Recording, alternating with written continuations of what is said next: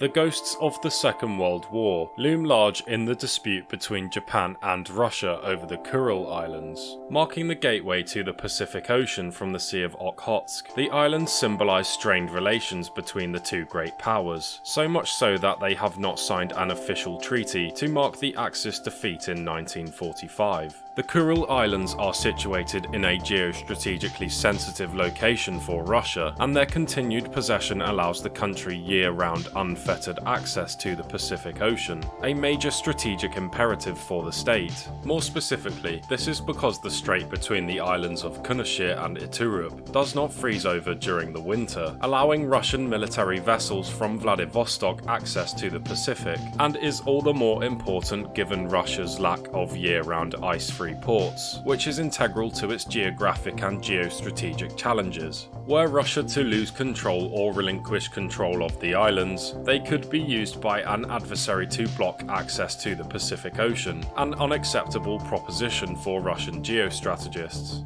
The Shimoda Treaty in 1855 was the first official Kuril border demarcation between the two nations, with the four southernmost islands going to Japan. Russia would have sovereignty over the northern islands, and Sakhalin Island would be jointly controlled. The 1875 Treaty of St. Petersburg meant that Japan would relinquish its claim to Russia's Sakhalin Island in exchange for control over all of the Kuril Islands. 30 years after the treaty, Russia's shock defeat in the Russo-Japanese War led them to cede the southern part of Sakhalin Island to Japan. But it is the 1945 Yalta Conference that contributes heavily to Russia's continued sovereignty over the Kurils. Here, the US promised to give the Kuril Islands to the Soviet Union should the USSR attack Japan following Germany's defeat.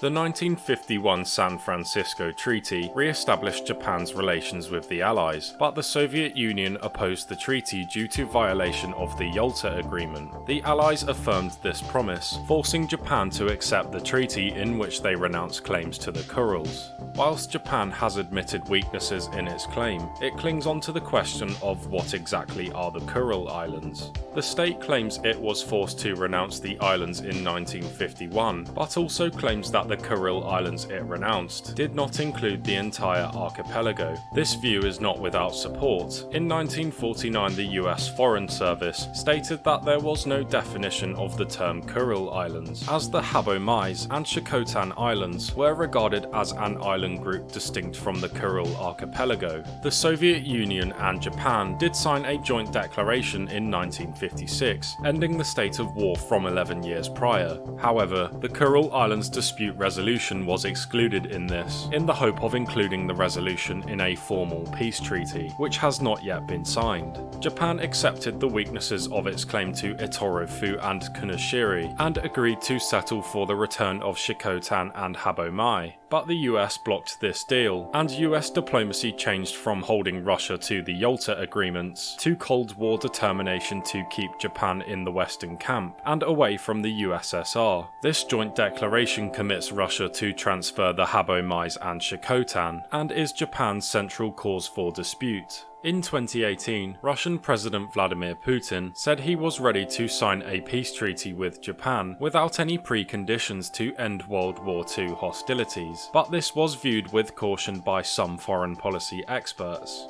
A primary reason for this is that a potential return of the Kurils to Japan could pave the way for the returning of Crimea to Ukraine. Russia's recent constitutional amendments to ban secession and alienation of sensitive Russian territories reflect a fear of humiliation in the global arena. Moreover, Putin believes that Russia's returning of the islands to Japan could also result in a US military presence, evident by Japan's mutual defense agreement with the United States. Russia also continues to increase military build-up in the southern Kuril Islands, with recent modernization. Whilst this is not dissimilar from Russia's actions in the European Baltic and Ukraine, this was also to counter growing calls in Japan to take the territories back. Positive Japan-Russia relations resumed after Japan proposed an 8-point economic cooperation plan, halting Japanese rhetoric over the dispute.